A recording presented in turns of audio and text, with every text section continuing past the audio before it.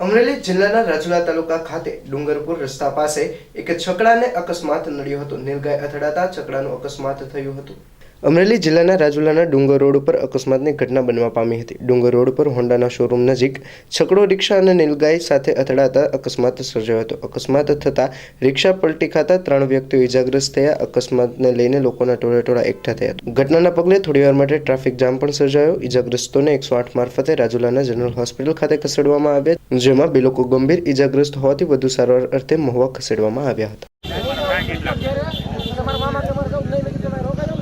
હાલો ભાઈ, ગાડીઓ બધા ત્યાં ભાગાતા.